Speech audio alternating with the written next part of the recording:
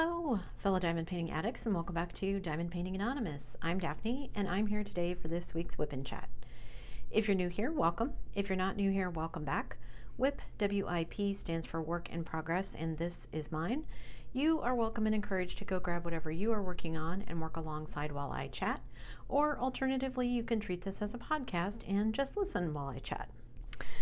Today I am going to be working on an Oraloa kit. This is called Transmutation, and you can see I've already started it. I'm going to zoom in to where I'm going to be working, and I will be right back. Don't go anywhere.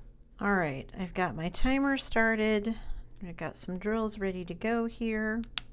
So let me just dive in to my life update. What went on in my life this week? Well, bills, as usual. This month for us was registration, property taxes for our cars.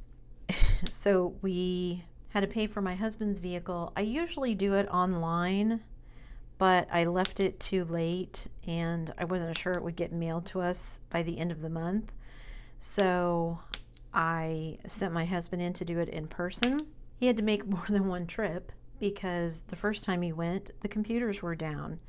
They weren't able to do anything, so he had to come back on a different day and get it finished. But we finally got everything taken care of, so there's that. Although, I don't understand how they decide these things, but I guess our state is going from having raised letters on our license plates to having flat ones.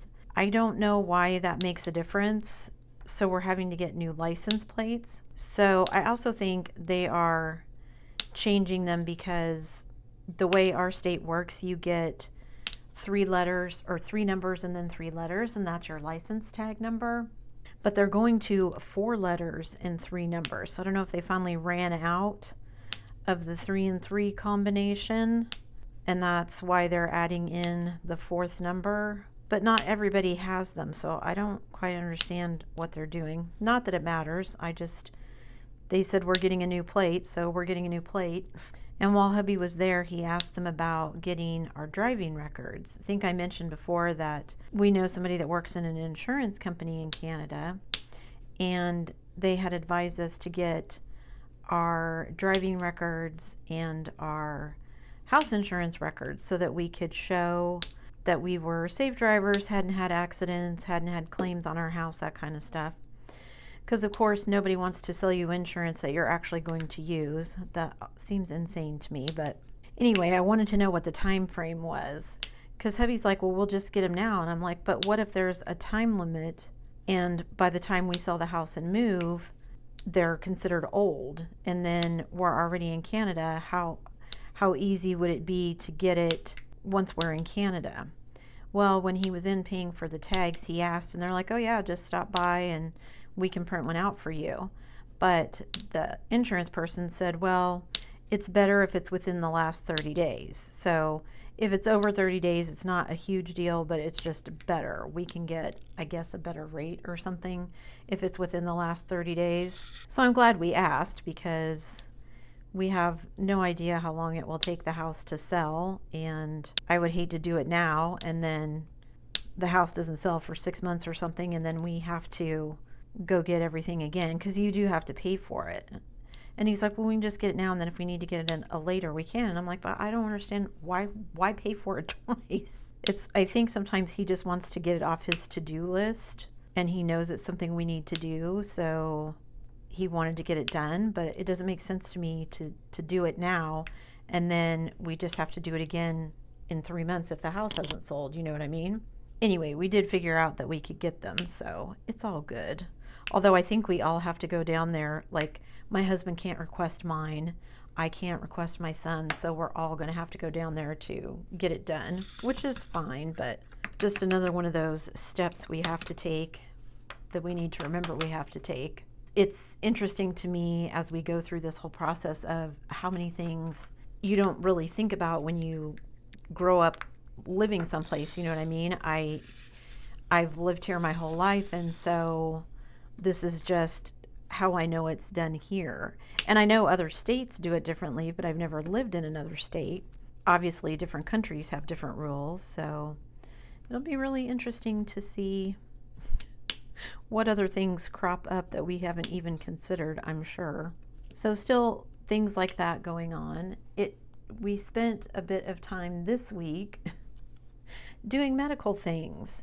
So hubby went to the doctor for a checkup, and some of his labs have changed, so they wanted to change some of his medication, which is fine, but everything has to be so complicated.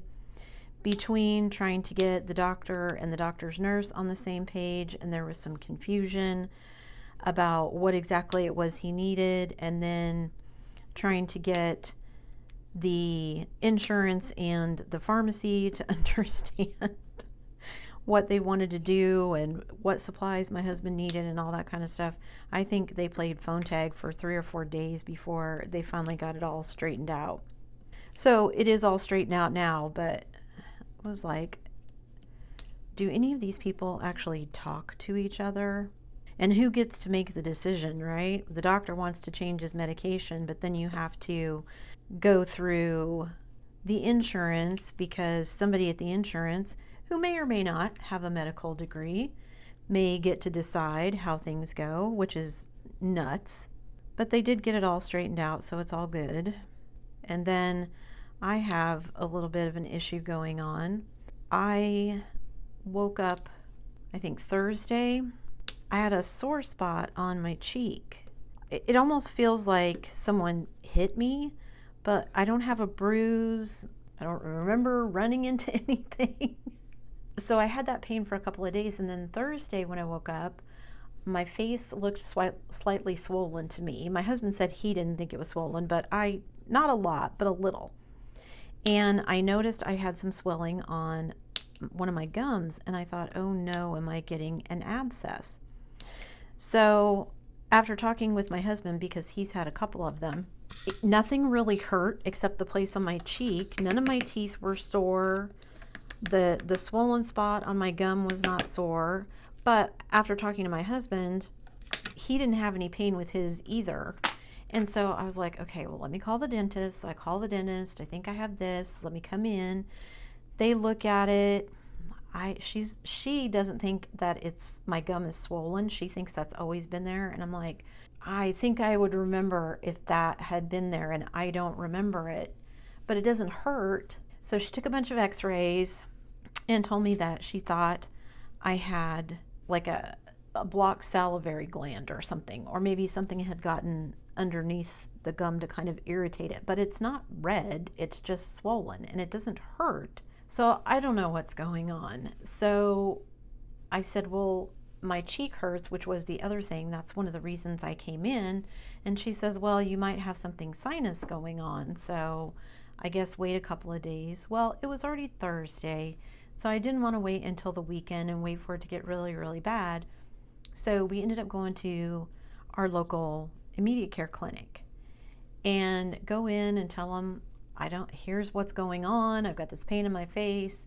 I've got this swollen spot on my gums. The dentist says it's nothing teeth related. So she thought maybe sinus stuff, but like I wasn't having any pressure or sinus drainage or whatever.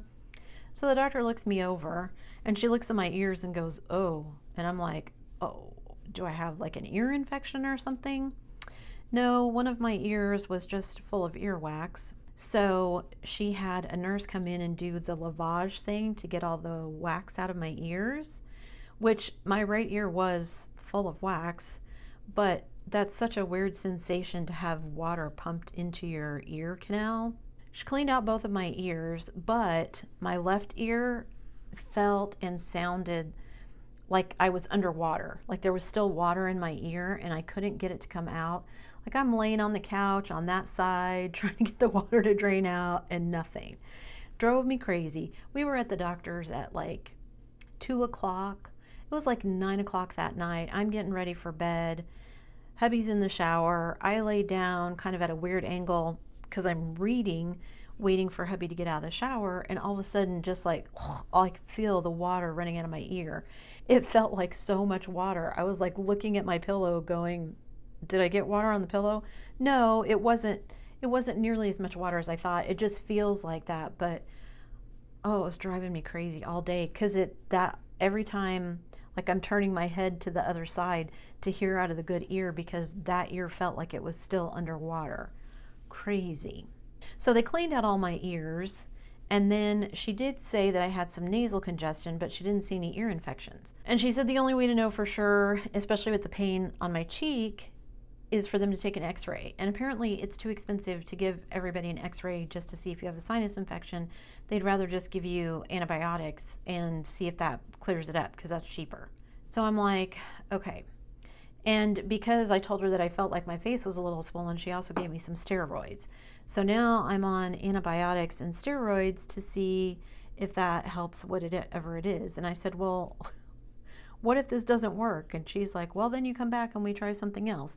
Wow, modern medicine, awesome. I guess we just throw things at the wall and see what sticks sometimes, which seems insane, but I guess that's what we're gonna do. So fingers crossed. Like it feels almost like somebody punched me in my face, like I would imagine it feels. I've never been punched in the face, so I don't know, but that's how I would imagine it feels. But I told my husband, like at the doctor's office, the nurse was joking with me, the assistant was joking with me that did my husband punch me in the face in the middle of the night? And then she was telling me she's dropped her phone on her face in bed before, and the next day she woke up with a black eye. And I'm like, but that's the thing is, like, it hurts like that, but nothing is discolored. And where it hurts is not where I feel like my face is swollen. Like, it hurts up by my eye, but it looks swollen down on the lower part of my jaw. So I have no idea. And nothing other than that spot on my cheek hurts. My teeth don't hurt. My neck doesn't hurt. I didn't have a headache. I don't have any sinus pressure. Bodies are weird, y'all. I mean, I don't feel bad. I'm not having, like I said, headaches or anything like that. Just this one weird spot. And I told my husband I thought maybe like I sunburned it or something.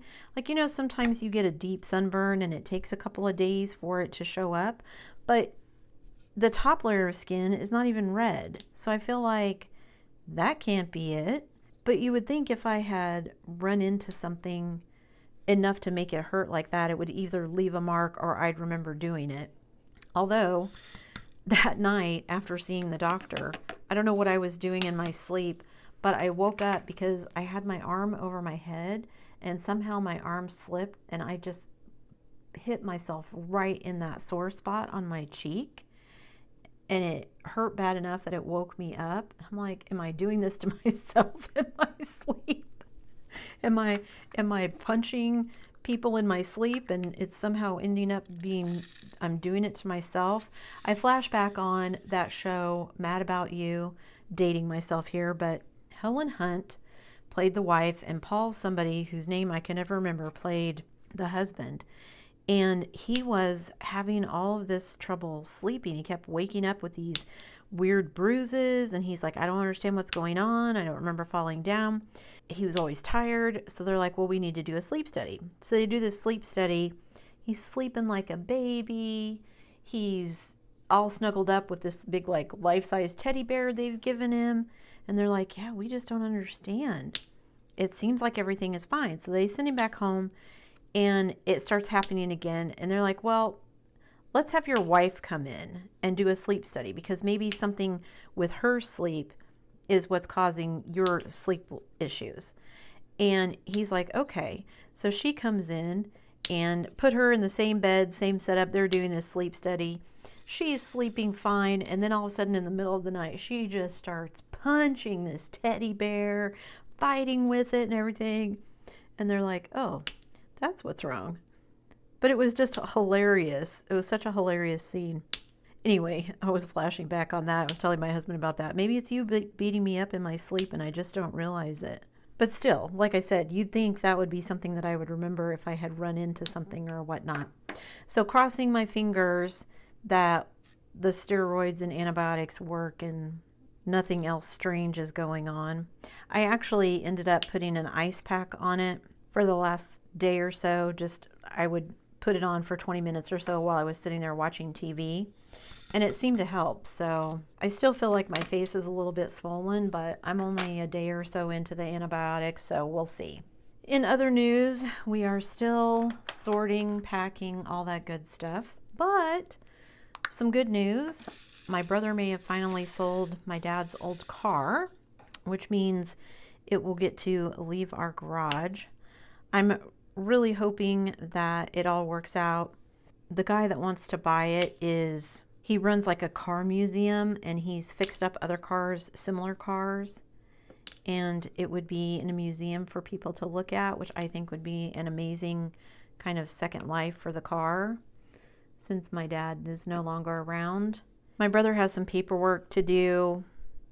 He couldn't locate everything, so he's got to deal with the DMV and try and get some paperwork and whatever, but hopefully everything goes through, and in the next couple of weeks, however long it takes all the paperwork to go through, the guy will be coming to pick up the car and all the various pieces and parts that go with it. So those will be out of our garage, which would be amazing because they take up pretty much our entire shed in the backyard and half of our garage. And I told my husband, when it's finally gone, are you going to park your car in the garage? And he said, I thought about it, but he said no. What he wants to do is use that space to start sorting out everything in the garage so that we can start getting rid of things that he doesn't want to take, sorting out what's there, what we need to sell, or what he wants to pack so that we can take with us. And then once we get a decent enough space opened up in the garage, we can kind of put an outline on the floor and start seeing how what we've already packed stacks up, and if we're going to have enough room in the size trailer we think we need, or if we need to figure something else out. We do have a lot of stuff packed up already, but I'm sure we could probably pare down from what we've got. I've already started going through some of the framed photos that I was going to take, and I've decided that I'm going to just take the photos out because the photos will take up no space themselves. I mean, they're just paper essentially. And I can always get inexpensive frames later if I even want to hang everything back up. I don't even know what kind of wall space I'm even going to have. So assuming that I'm going to be able to put everything on the wall anyway is probably not going to be true. So I'm making a start on that, and hopefully that will pare a couple things down. And I've realized I thought I only had 3 totes full of diamond paintings. I actually have 4, 2 of the big ones and 2 of the smaller ones. So I'm debating whether I want to go buy another one of the big ones and then I just have 3, or if I just want to leave it as is and figure out what's going to be left once we finally sell the house, because I'm not really planning on buying anything right now, especially while hubby isn't working, which has been hard to resist, but I'm really trying and kind of just working through what things I already own. So if I continue to work through stuff that I already own, then I will have less to take with us when we go, because it will be things that I've already worked on, if that makes sense. I'll have less boxes, I guess. At least that's what I'm hoping happens, that I'll be able to pare some stuff down. Like I said, we still have stuff to go through. I've kind of done a first pass through everything, but I'm sure I could stand to do it again. I told my husband I need to get back in the habit of taking my little wheel that I'm using to kind of pick what room I'm working on and start doing that again. I kind of got out of the habit over the last month or so, and we were just kind of, okay, we need to paint this room, so we'll work on this one. I don't think that was the best way to go about it. Hubby is still also trying to sell some stuff on Facebook Marketplace. We sold a couple pieces of furniture this week. As we continue to sort and pack, there will be some things that I think we'll just donate because I don't think it's worth the hassle and effort of trying to sell them. We certainly have some furniture still that we could sell, some bookcases, TV stands. We got rid of our couch and love seat from downstairs. Hubby would like to get rid of either our couch or our recliners upstairs. And I'm like, but I like having a couple of choices for seats. If we keep the recliners, then only 2 people can sit down upstairs. And if we get rid of the couch, then we'd have to move furniture around because right now it would be an odd angle for more than one person to sit and watch TV. But I suppose we do need to get rid of some stuff. So, I mean, it's not stuff that we're planning on taking with us. I think in the back of my mind, I was just going to wait until the house sold and then see what we could sell, and whatever we couldn't sell, have like the DAV or some other thrift shop come pick up the heavy furniture and things. Most of the basement, I think, except for my son's room, is cleaned out. We're using my daughter's old room as kind of the storeroom where we're putting all of our packed totes, but I still have a couple of boxes of mementos and things, and I feel like there's more kitchen stuff that we could go through, and certainly the garage needs to at least have a first pass done to it. I know I have some clothes and kitchen stuff we can donate, so like I said, I wanted to make a second pass through the kitchen. And there will be some stuff that we won't take with us, but I don't want to get rid of it until the house is sold, because like our Instapot and things like that, I would rather just buy a new Instapot when we get up there. Same with the air fryer. Hubby wants a different one anyway. It doesn't make sense to me to haul those up there if we're planning on getting replacements. But I don't want to pack them up or get rid of them because we're still using them while we're here. And I wasn't going to take our ice machine. I had the same thought that we would just replace that one when we got up there too, but we use that thing every day. My husband, son, and I love the nugget ice like we get from Sonic. And since there is no Sonic in Canada, having a machine that would let us make the ice like we like. And maybe we'll still end up buying a new one when we get up there. I don't know. That's another thing we have to figure out. In addition to space-wise, I don't actually know how much we can pull with my husband's car. I mean, we've seen pictures of people who are hauling like fifth wheels with, not huge ones, but decent-sized ones with his vehicle. But there's going to be some kind of weight limit or whatever, and so I don't know what that is. I mean, some of our boxes are not heavy at all, but some of them are heavier than you'd think. We are taking some books, so those boxes are going to be kind of heavy. I'm sure some of the boxes of kitchen stuff that we take are going to be kind of heavy. But then I also have a lot of totes that are not heavy at all. I mean, I think I have 3 totes full of my miniatures for our D&D games that we're taking with us, which probably seems kind of crazy, but I hand painted a bunch of them, so I don't want to just toss them. We could have sold them, but I'm still planning on playing, so I would like to have them available. I'd love to actually find somebody where we're going that wants to play in person. It seems like so many people play online these days, which I get. It's easier to do, but I'd really like to go back to playing in person. Having my little maps and miniatures and all that kind of stuff out is just fun. But we'll see. I don't have any idea if I'll be able to find something like that local or not. Lots of changes, which means it's lots of scary, but good scary. I'm ready to go. In fact, I'm kind of to the point that hubby and I have talked about whether or not it would be possible for us to just go ahead and move before the house is actually sold. Just leave it. I don't know, get some kind of property management company or whatever. We move, get up there, figure out what we're doing. The problem with that is we don't really have any place to stay. We need the proceeds from the sale of the house to buy something up there.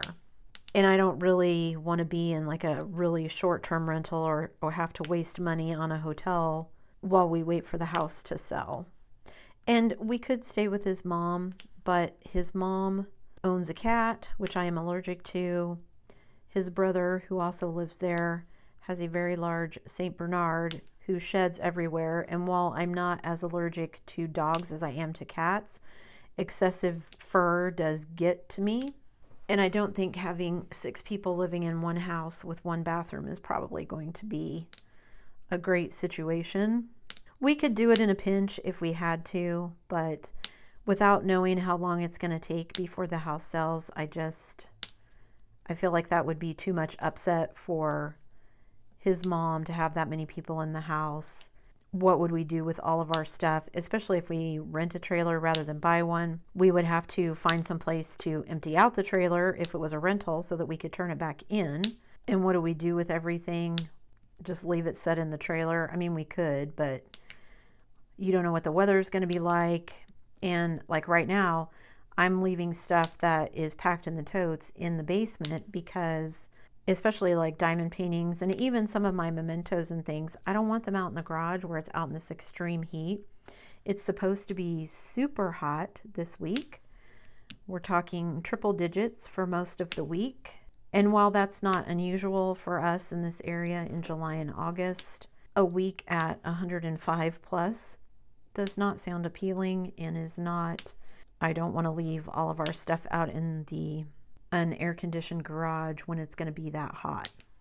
I don't want to leave it outside when it's really cold either, but I think the cold would hurt things less than the heat. So we'll see.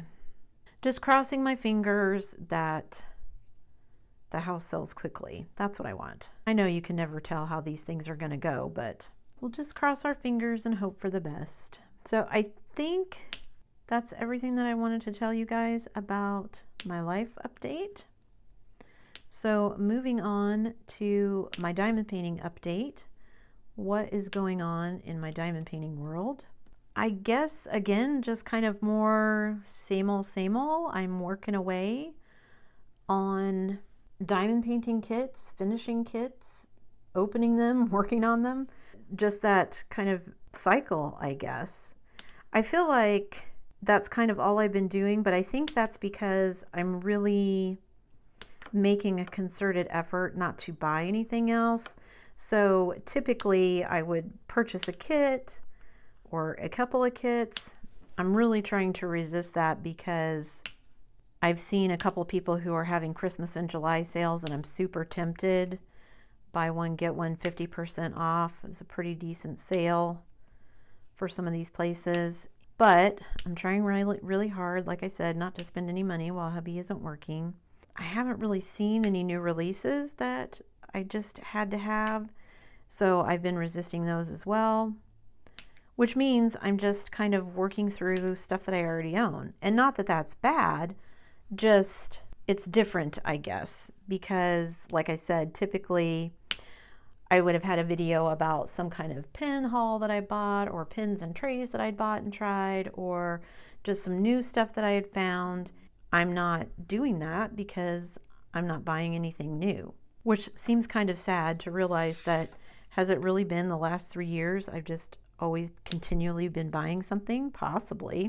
So yeah, everything feels a bit weird, or I guess just unusual, because for the last kind of 3 years while I've been doing this channel, this year is not typical, and so it feels a bit different. Or I guess the summer isn't typical. I think the beginning of the year was pretty typical. So like in other typical years, I set my diamond painting goals and I'm continuing to work on those. I finished Belly Dancer. If you didn't see yesterday's video, go check that one out. I actually think it turned out really amazing, even though it was a bit frustrating. I'm really happy with all the changes that I made and the ABs and other drills that I added.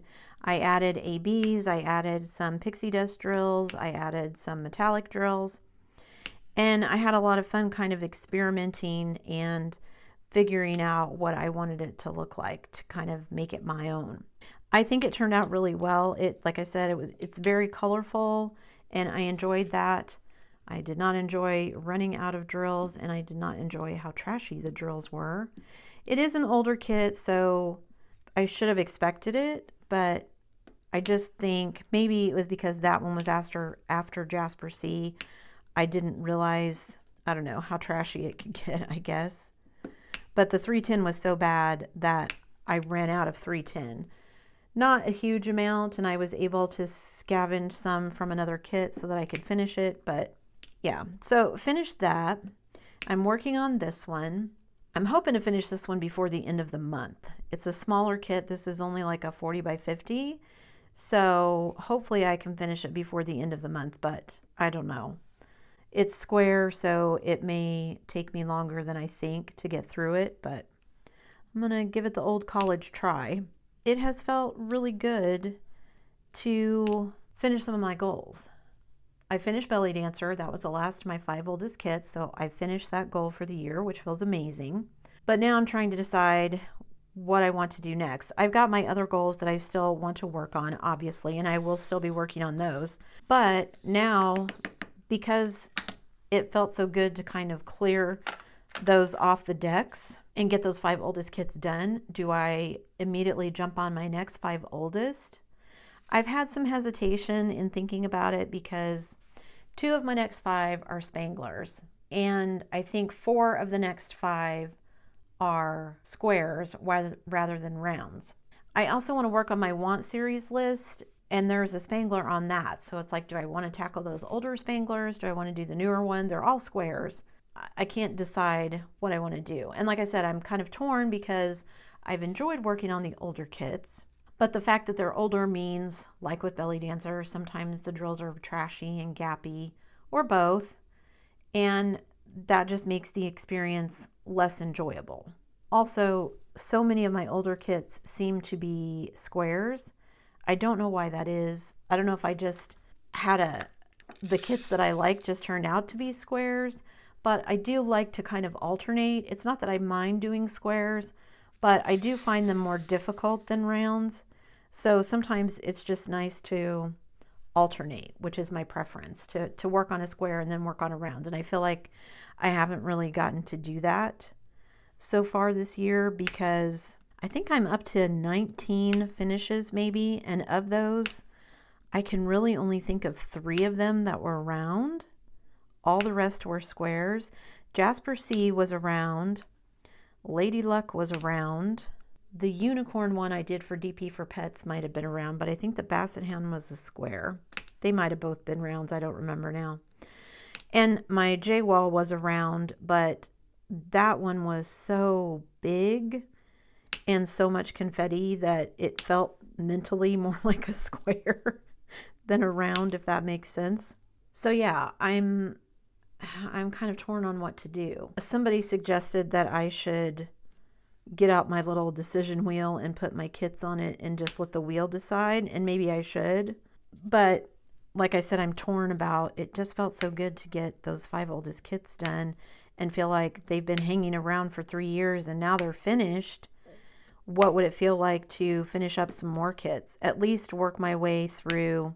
Maybe that's how I need to approach it. Which kits do I still have that I bought back in 2021 and get those off of my plate so I could at least be down to kits that I bought in 2022 as I head into 2025. So I'd still be 3 years behind, but I would be slowly getting caught up. I do want to make my want series goal, which was to do 12 kits that I really wanted to work on. And I have changed that list of kits a bit since I made the initial list. The initial kits on it are kits that I still want to work on, but because I was concentrating on first trying to finish the 5 oldest and some of those, and a couple of those, like Jasper C, were things that I actually had wanted to work on for a while. They just kind of got shoved to the back burner. So I think I'm actually okay progress-wise with that goal, but do I want to pick something off of that list and do that next? And I think most of the things on that list are also squares, so maybe I just need to concentrate on doing squares and quit worrying about my rounds and whatever.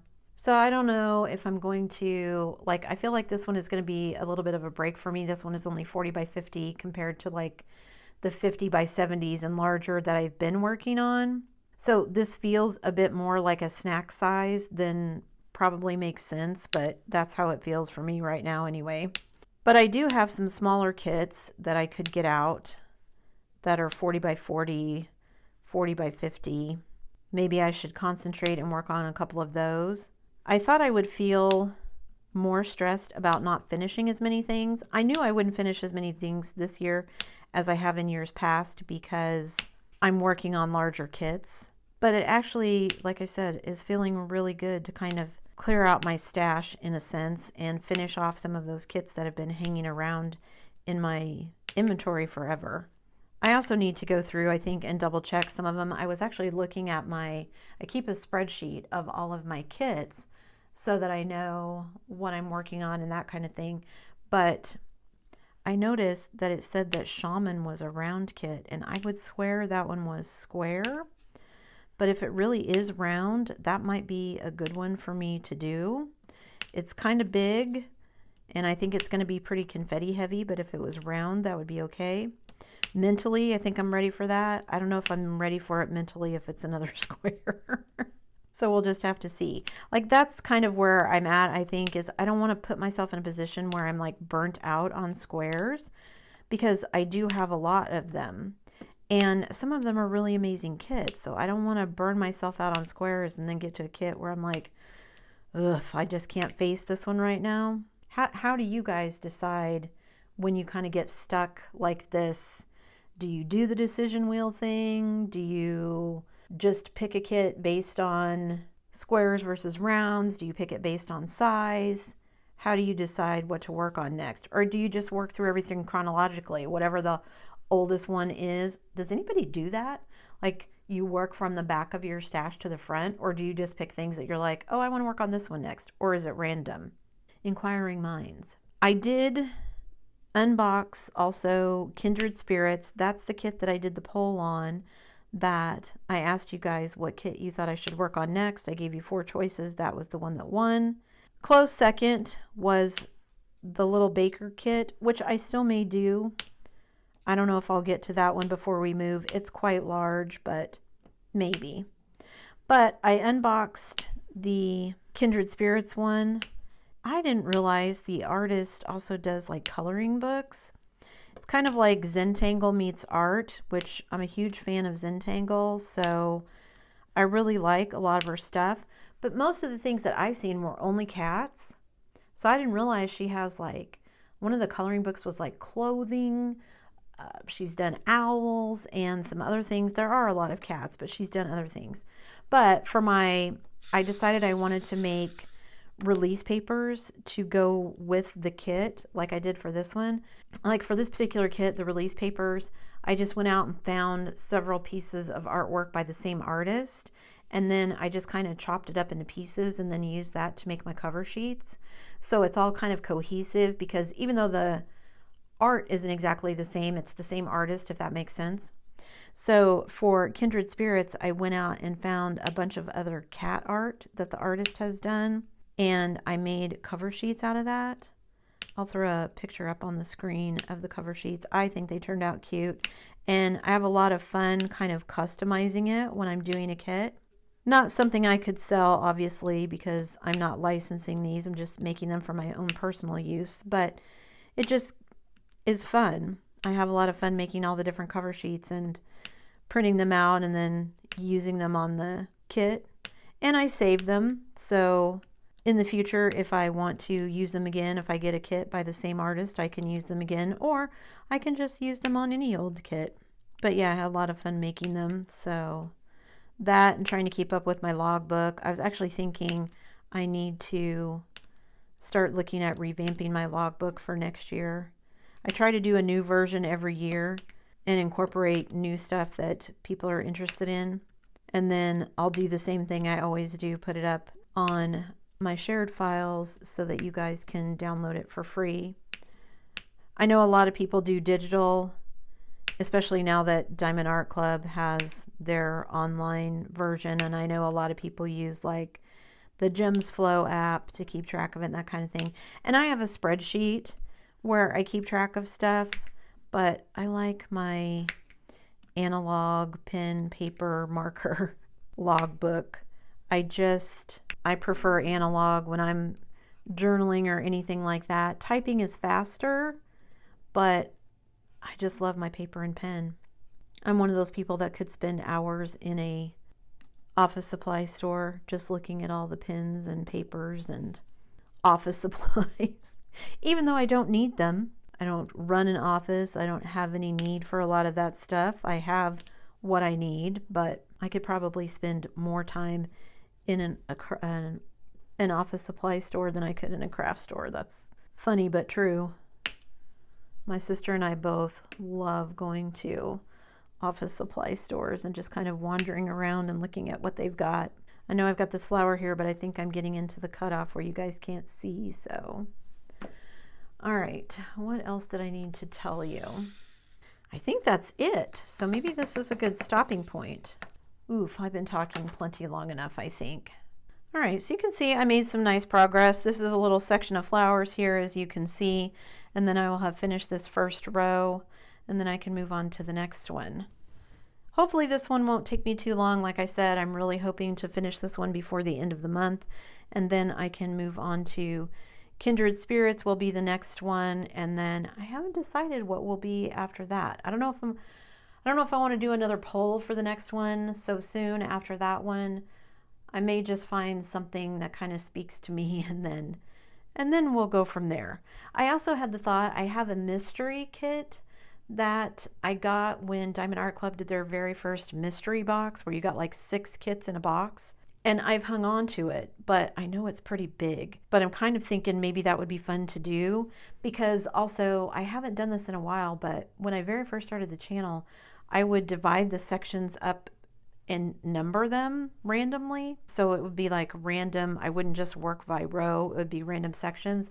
I'm kind of feeling like maybe I want to do something like that again. Or maybe I'll just do that with a smaller kit. I don't know.